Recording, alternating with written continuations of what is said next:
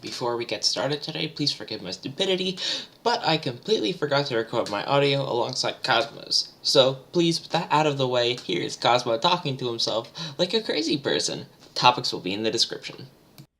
Alright. Alright, so, how do we want to start this shindig?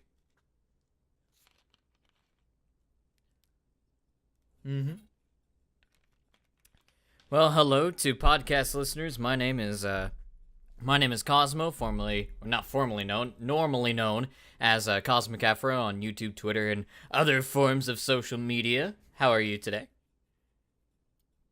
I'm glad you're doing good today. So, what do we got on topic for today's podcast? I guess I'm overstepping my role there, sorry. Yeah.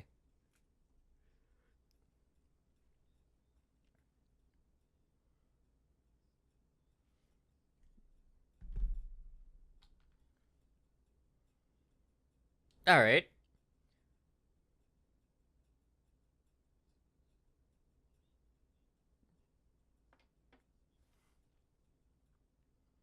Mm-hmm. Yes. That will I agree with.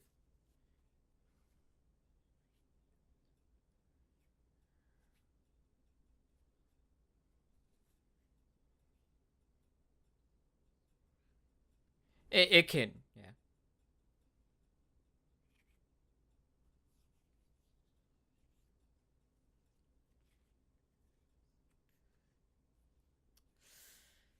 I I feel like those people don't know that big they party who might get upset. I don't think they realize just exactly how strong of a force that can be. One medic is already enough. I think what most people are upset about is if they introduce a class limit that they may not be able to play their quote unquote favorite class because hey, it already got picked up by somebody else, you know? I think I was gonna say, I think that for casual and competitive, they should have different class limits because of how different casual and competitive are. For example, in casual, I think it should be limited to, let's say, two medics at most, as opposed to competitive only having one medic because of the different 6v6's format. Casual having something limited like only two snipers at best, only two spies at best, only two demo. Like, I think a base limit of two is fine for most instances.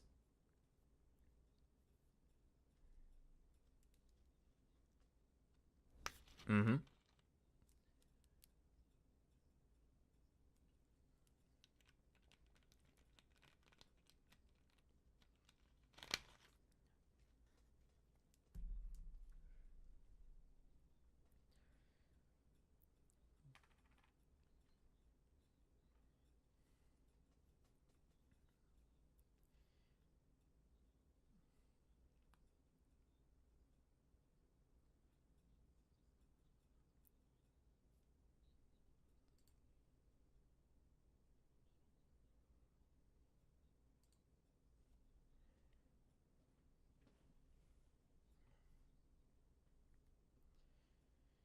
Yes, the more similar the format to competitive, the better it is for the community. I do agree. On the flip side, I will make the counter argument that class limits would impose a more overall serious Team Fortress 2, and I do think that there should be an in-game option to go to servers that do not have class limits, or as other video content creators have discussed, putting in like a casual competitive mode that's just like, you know, you want to have a serious match, but you also want to still play it casually, not have to worry about rank and stuff like that. Because if you try to go to, let's say you try to go to 2 Fort or something like that, it is the standard. It has been built in to the Team Fortress 2 culture that having 4 snipers or 5 snipers there is not an issue because 2 Fort is not made to be played seriously. High Tower is not made to be played seriously, and a bunch of other maps are not made to be played seriously by community standards. So I worry that setting a blanket over everything would kind of intrude upon that area. Do you know what I mean? Yeah. Yeah. I can see how they would feel that they might feel violated by something like that. I'm not going to disagree and say that it's the perfect solution for class limits, but for the majority of the Team Fortress 2 community, absolutely, I do think that there should be something imposed there.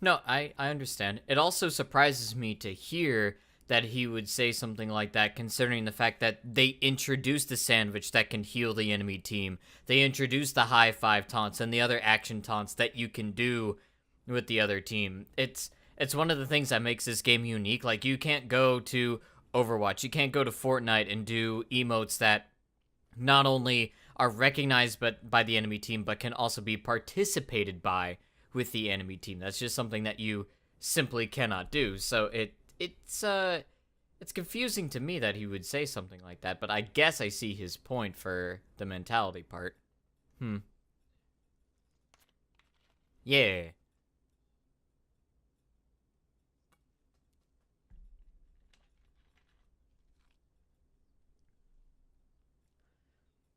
Right.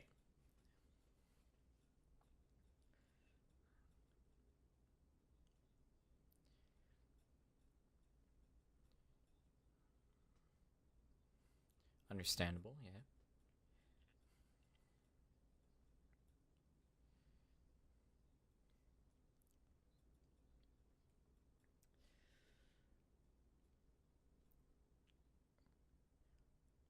All right.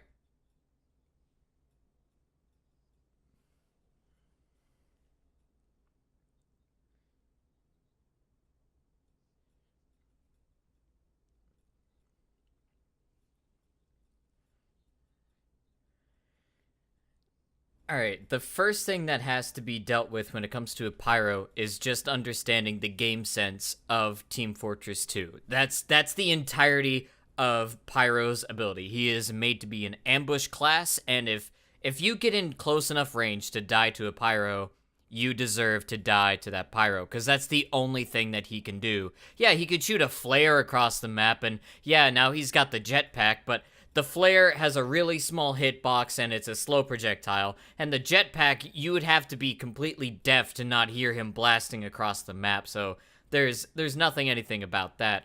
The first problem with that is it's just understanding how he works. Pyro has always been a problem in casual formats because of a lack of team communication and a lack of players' wherewithal that there is a Pyro around. He's basically just a visible spy that approaches from the front instead of the back. Unless he's got the back burner, but I guess that's more of a situational thing. I gotcha.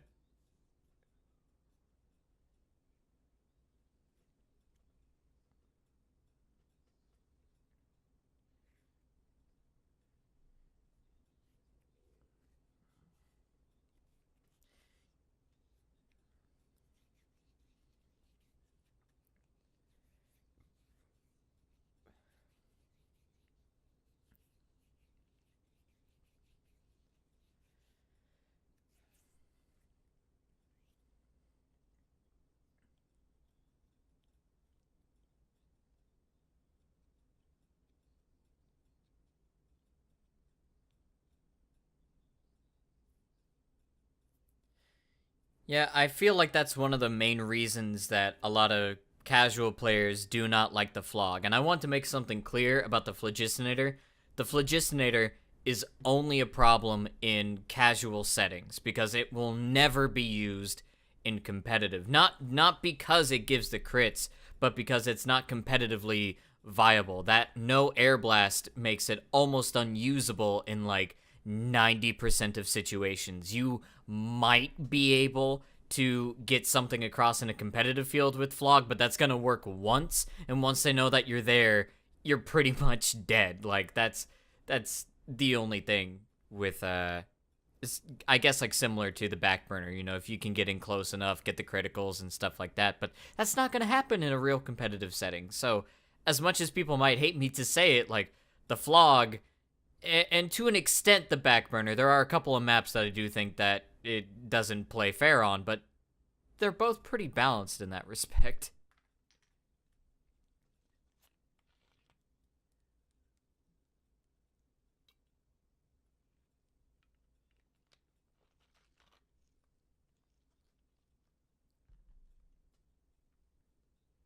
Mm-hmm.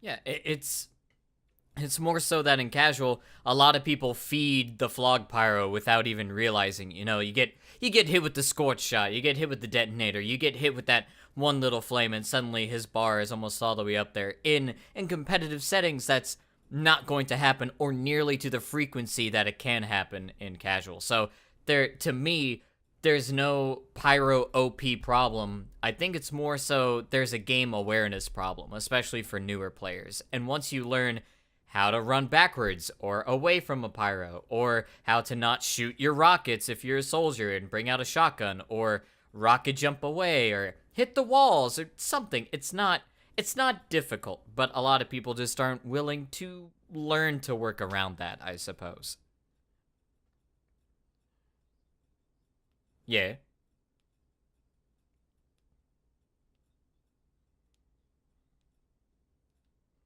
Ah, one of my favorite things to rant about. Yes.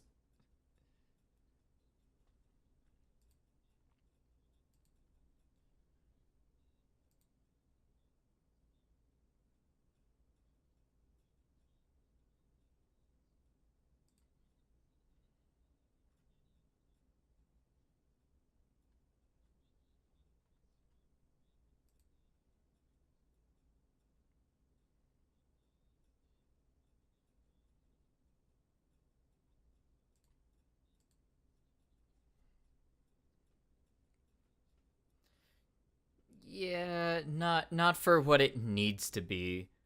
Like if they let's work together and say like we're building a tutorial from the ground up, right?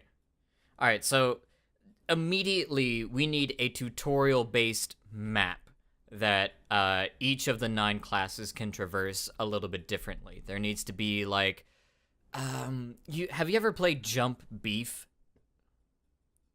Yeah, that's one of the most common like jump training maps out there outside of like those jump courses that they have over in Jump Academy, I think it's called. Yeah, yeah, yeah. So like I imagine that each class should get a small map that's dedicated to themselves. You know, like the scout gets a map that you have to double jump across and learn how to double jump and crouch to get all the way to the maximum. And like I don't think that each weapon should get its own map, but you know, like if you got the Force of Nature and be like, hey, here's a practice ground for when you get the Force of Nature to also jump with that, or here's where you could practice your Sandman hits, or something like that, you know? I feel like every class should get a small little something, and the community could whip up something like that in a matter of days, and it wouldn't be an issue.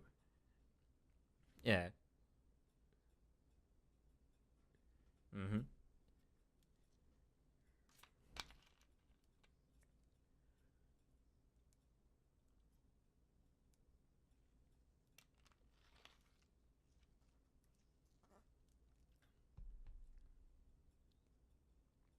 You don't. Yeah, you don't know.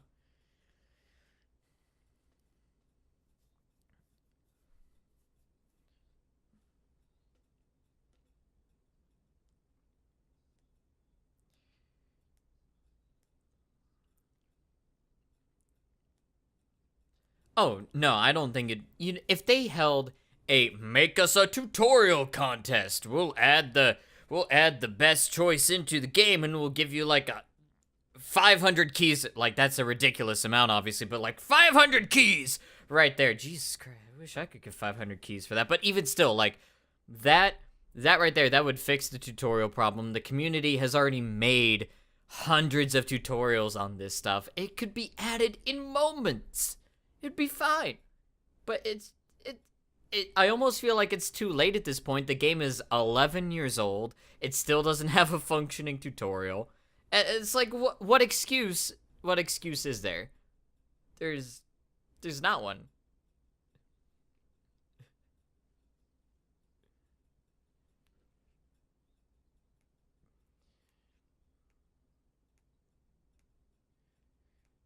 Mm,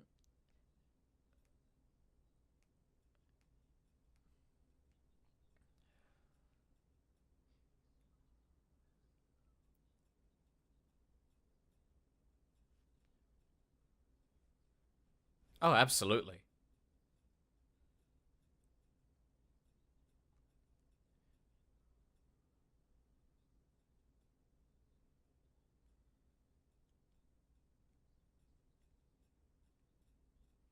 Yeah.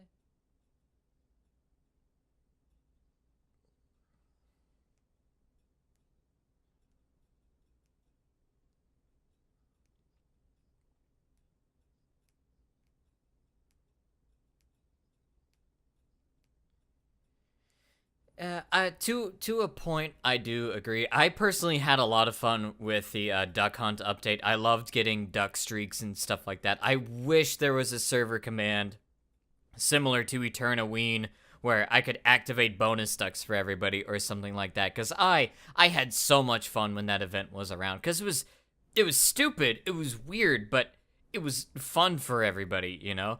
And yeah, exactly. And if that's something that you can just enable once in a blue moon, sure, go for it. It's cool.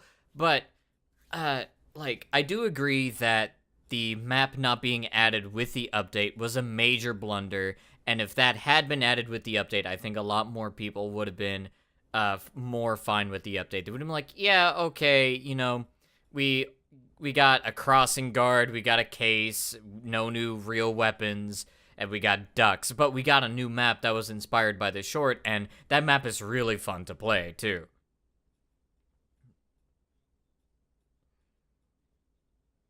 Yeah. Yeah, the gimmick works, and that's the important part. So, yeah. I feel like if it was a technical issue that did delay the map, they probably would have just said that, considering that they've done in more recent blog posts, like, well, competitive's not ready right now, so we're just gonna wait until it is. And we're like, okay, well, when it comes out, it better be ready, or better be good. And when it came out, we're like, well, this is alright, I guess. It's functional.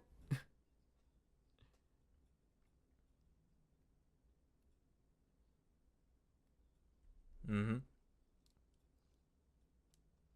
No.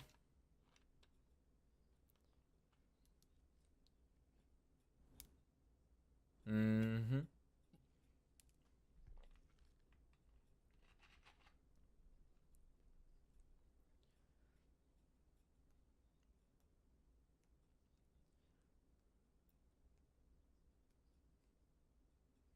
Yep.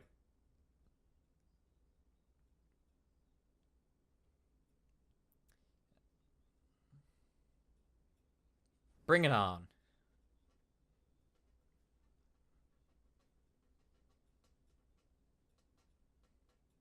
All right.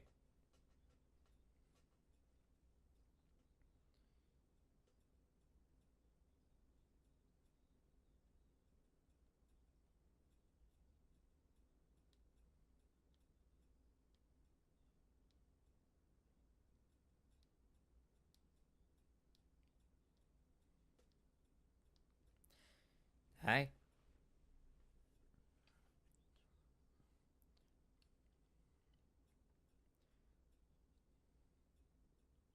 Oh, it's been a dreadfully long time since it's gotten a real update outside of minor fixes here and there, but there are so many good MVM maps that have been made out there, and we already saw like the titanium tank tours and stuff like that that really just blew us all away in terms excuse me, in terms of its quality and stuff like that. But I think what worries me the most is that they'll add something new to the system and a whole bunch of people will flood the game only until they get that loot, and then they'll just completely forget about man versus machine again. They're like casual, like competitive, like MVM. There needs to be something more that will incentivize more players to come back, and there needs to be something that incentivizes players to do the free modes just as much as the man up modes.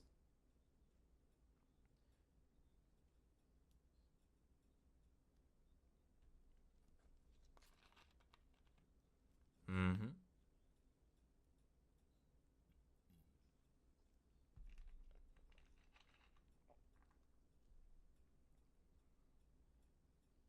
Right, right.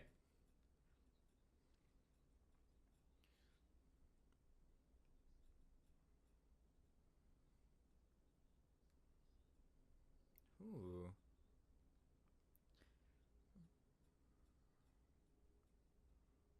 Mm.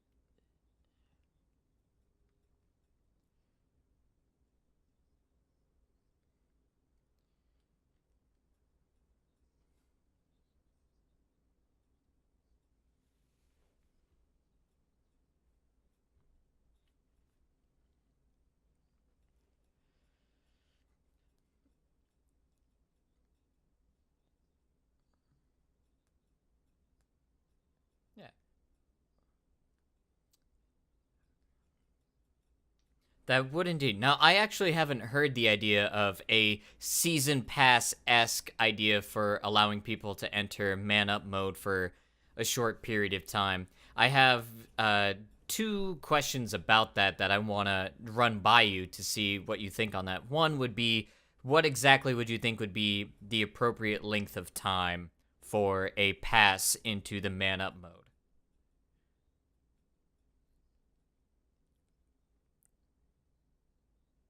Okay.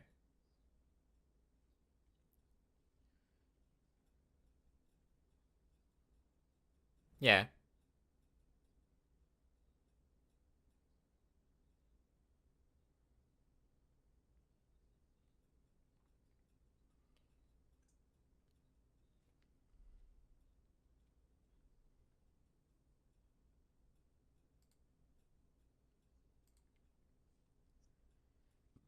Let's see. 4 divided by 30. Well, let's make that more simple there. So 20 of that would be 10, and then you're looking at about 12 tours over the course of a month. Yeah.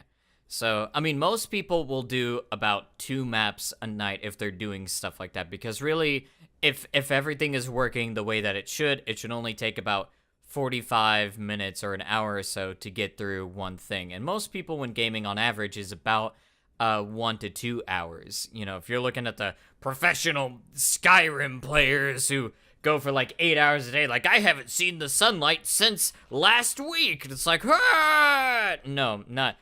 I can't stand doing man versus machine for longer than 2 tours or 2 missions at a time, I should say. But market value wise, and this is kind of the second thing that I'm bringing up here, each ticket would be at the price of $1, so that's $4. Even assuming that they got through, let's just say, 10, 10 tour completions over the course of a month, that would be the equivalent of a quote unquote $40 value. So if they release season passes like that, it would probably have to be close to like 15 or $20 for people to get in there. And that,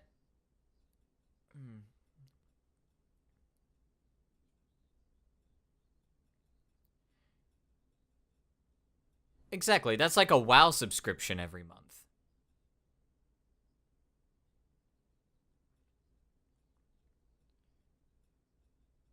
Mm-hmm.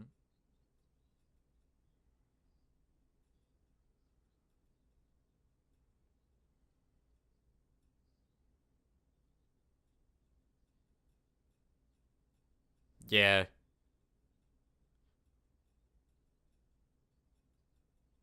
Mm. Potentially. I could see them having like sale months during like December or something like that. My other question to you, for loot based drop systems and stuff like that is, do you think that there should be an extra bonus chance for unusuals to be dropped in Man vs. Machine?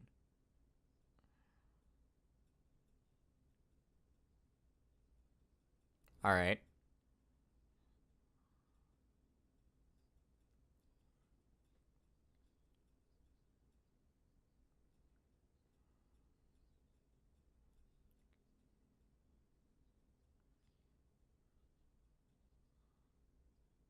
Mm-hmm.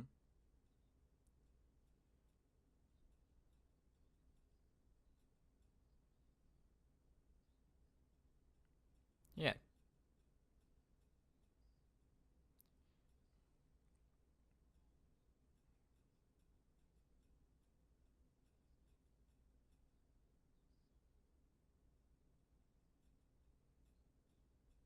Mm-hmm.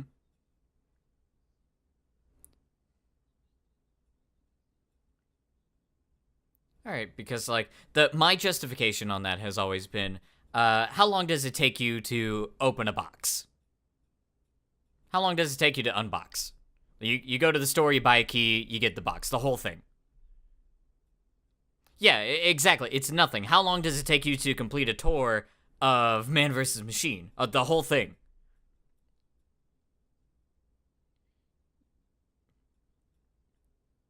Yeah, a couple days, but let's say like you're in a professional six team, everybody knows exactly what they're doing. It only takes a few hours to get through a whole thing. And yeah, about 4 hours. So that's six people with a chance to get an unusual over the course of 4 hours, as opposed to those same six people, they could all open a box and have the exact same amount of chance in like 10 seconds. So I don't see what the issue would be of offering people another chance to get something unusual or Australian based in something like that. Now there is the argument of like what gets added to be unusual, what effects could there be and stuff like that, would hats and cases be allowed? Obvious no there, but there is a lot of stuff, but I think that it would be perfectly fine and it would incentivize a lot of people to not only play MVM for Australians, but like, yeah, now we have another chance to get something good.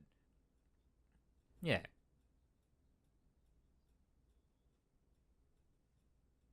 Yeah. Gotcha.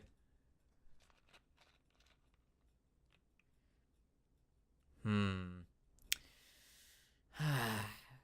We were talking earlier about the incentivization of casual. We were talking earlier about what we need players to get going for. Right now, all we have for a casual incentive is, you went, you played a match, you beat a match, you got some experience in an experience bar, you get a shiny medal. But the problem with that medal is that nobody else can see how really shiny it is, because it'll go through the levels like 150 and stuff, but you can't see if it's the purple metal. You can't see if it's the like, not like the color of the actual symbol, but like the background color. Yeah, yeah. It doesn't show what tier it is. It just shows the metal. So when you go back to civilian grade and you look on the scoreboard and you see somebody at the very top of the scoreboard with the civilian thing, you don't know what tier they are. You don't know how strong they are. So that's go ahead.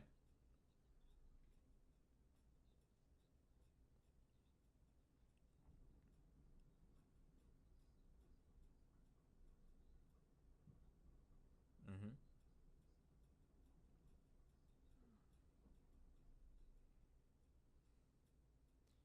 Yeah, it might have been. I doubt it would have been stressful on the servers, but I don't know. I don't know Team Fortress 2 spaghetti code these days, so who knows? Mm-hmm.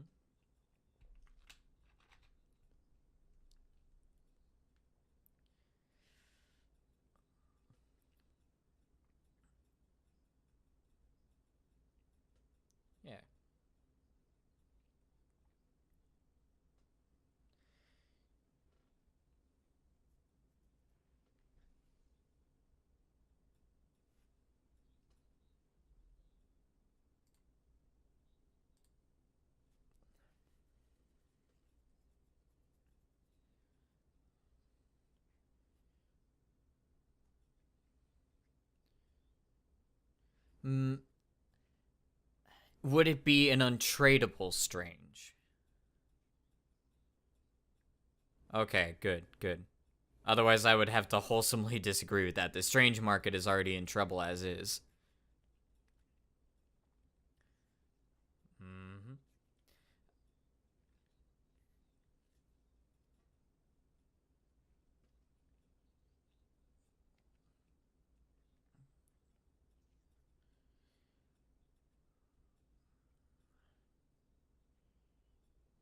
150 different badges plus the different color schemes on that badge. Yeah, it would, it'd be a lot. It'd be a lot.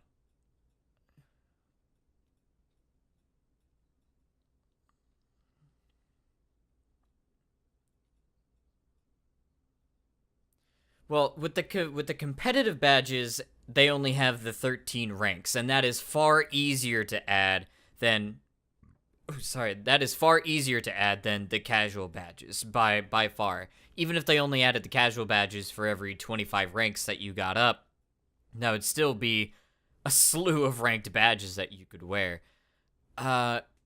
I feel like wearing a badge isn't that much of an incentive anyways, not to most players on that. You know, a lot of them already have their favorite cosmetic outfits, they already have their favorite things that they like to wear. So, cosmetically speaking, it might be nice, but it would be something, but I don't think it would be enough.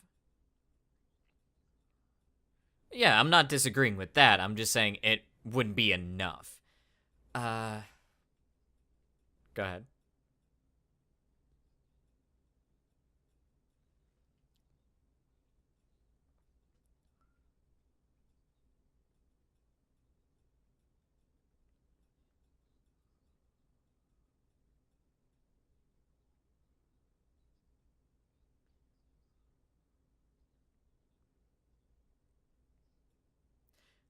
Uh,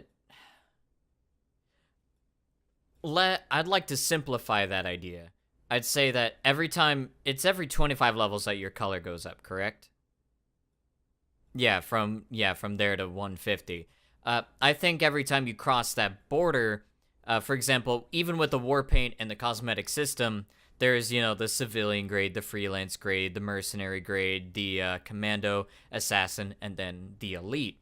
What I think should happen is every time you breach that 25 to 26, that 50 to 51, that 75 to 76, then you get a war paint, but of that grade tier. So like you leave civilian and you go to freelance, you get a free civilian untradeable war paint that you could apply to any weapon. And like that way when you reach 150 and you prestige back into the next tier, you would get an elite grade war paint. Now it might be of a random wear or something like that. That would kind of suck. I'd hope that it'd be factory new, but you could apply that to your stuff, and not only that, but you could even then make untradeable stat clocks with the weapons that are freelance and above, because you can already do that with that stuff, which would mean that eventually for a new player they could make their own stranges that would be untradeable on the weapons of their choice, and because they would be untradeable, that would not affect market value. Yeah, yeah, exactly. Mm-hmm. And that'd be a great way for people to be like, yeah, this is my elite grade weapon, this is something that I got. And it wouldn't be hard. Like, let's say, for example, the war paint shows like the 150 symbol on it, the emblem, and then it would show like the number 2 and the number 3 inside of that emblem. So people could be like, this is my ranked 3 weapon right here. Whoa. People are like, whoa, that one's so cool. Actually, kind of like an off tangent. Can I ask a question real quick? On an off tangent of that, do you think there should be a war paint reversifying tool? Something that reverts it back to its original state? Okay.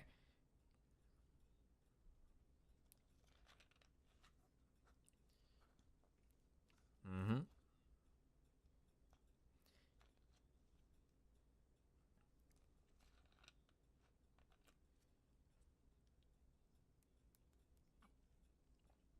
Well, I mean, even concerning the market and stuff like that, because that market is tanked. You can't do anything with it because everybody's like, well, once you put it on that weapon, who wants to buy the weapon? Am I right?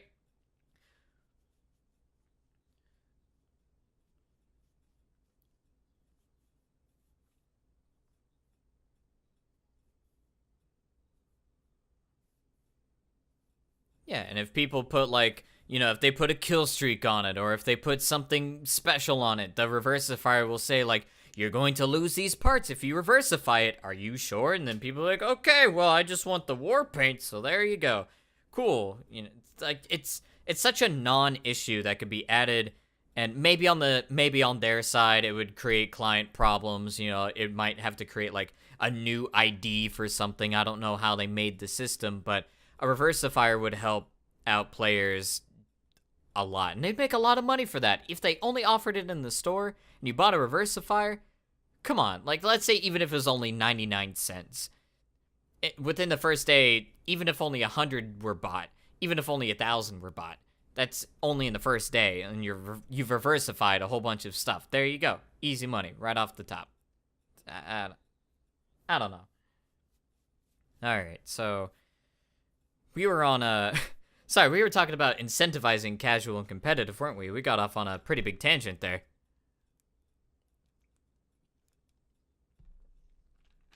Oh yeah.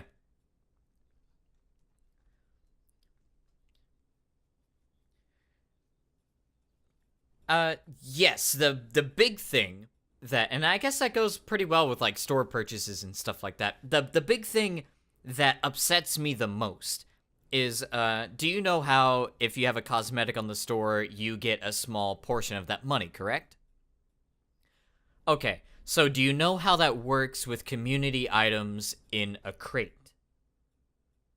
Okay, so here is why it not only affects the economics of the game, but it also affects the economics of players in the real world. Originally, if you had an item on the store, it would give you 25% of that value. Valve takes the 75, you take the 25. But considering that people would buy hundreds upon hundreds upon hundreds of that item, you would still be making bank with that item. It would not be a big problem. Cases, however, are unfortunately a lot different. It takes that teeth of cash that the creator would get, and instead, since you're not the sole creator of that case, it would split that money in between all of the other people. So that means that instead of getting that solid 25%, you're splitting that money between potentially 6 to 8 other people. So you're only getting pennies on the dollar as opposed to getting the whole dollar. And so that sucks. Do you want to know the worst part about it? If you... Oh, no, it gets worse because when you submit an item onto the workshop, do you think that you get a say in how that item's going to be applied to Team Fortress 2, right? Nope, you don't get a say in it. They're like, hey, that's an approved item and we like it. We're going to put it in the game how we feel like it should be put in the game. So content creators do not get a choice in saying, do I want this in my cosmetic case? Yes, no, I don't have a choice. It's in the cosmetic case now. You're getting money for it, but not a lot. But you're still getting it. Just not a lot. So that's one of the things that sucks. And the item tiers and all of that stuff that they added to the game, I understand why they did it. I'm not against it. There's just not enough of a ways to... I've always had a problem explaining this, but there's not enough ways to reduce the amount of items that people don't want in the game. Mm-hmm. Exactly.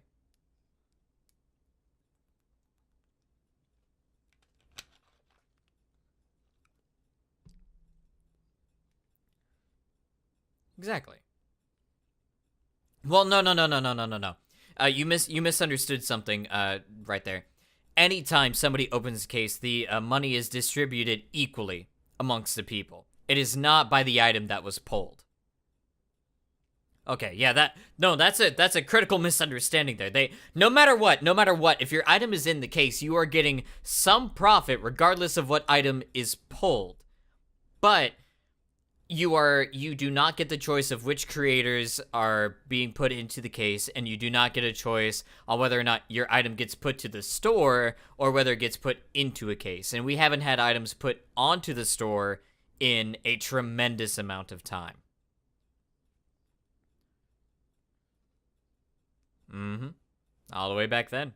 Yeah, that was a long time ago if you think about it.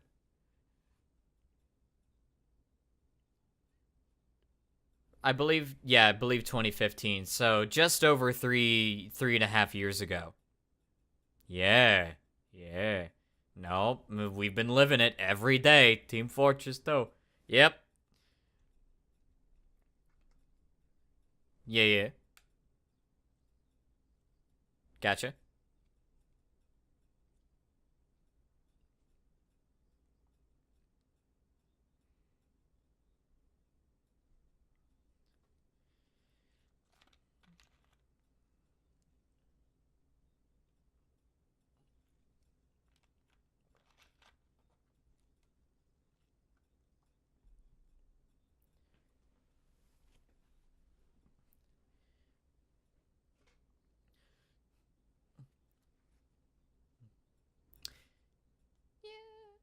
I just I want it to be optimized. I want everybody to enjoy this game, but I'm going to be a realist and say that's not going to happen anytime soon.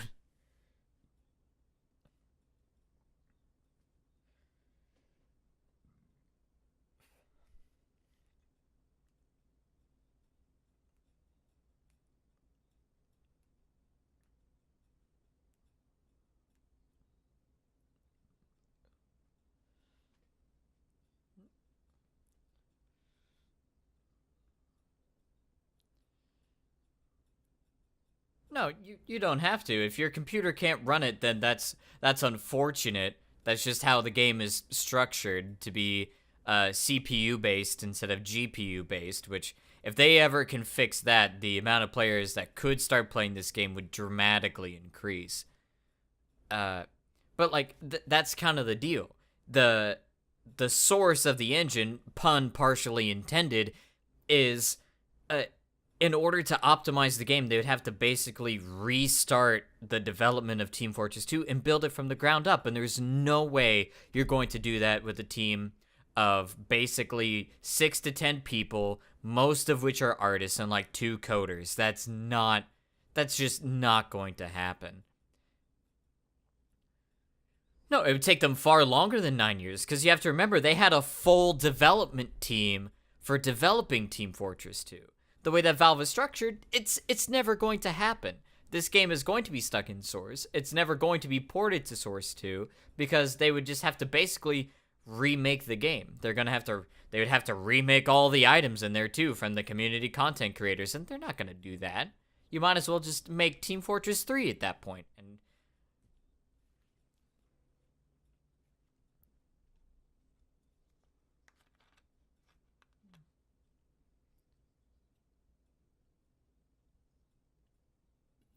mhm.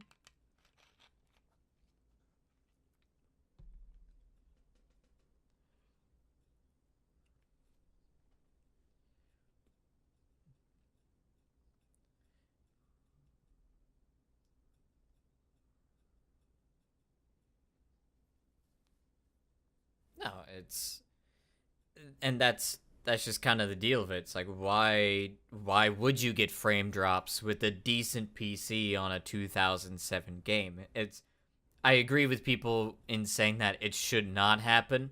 And if you experience technical difficulties with that, there are a couple of command line plugins that you can put in. There's a couple of other plugins and workarounds that you can do to minimize it, but if your PC just won't run it, then it just won't. Like there's nothing you can do about it. I'm sorry. Oh, that's it. There's no more. Oh, wow, it's already been a whole 45 Minorinos.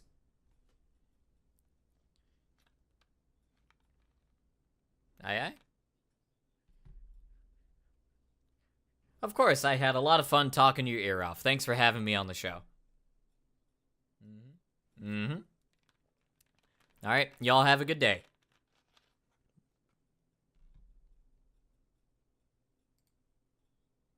Here's Cosmo talking to himself like a crazy person. Topics will be in the description.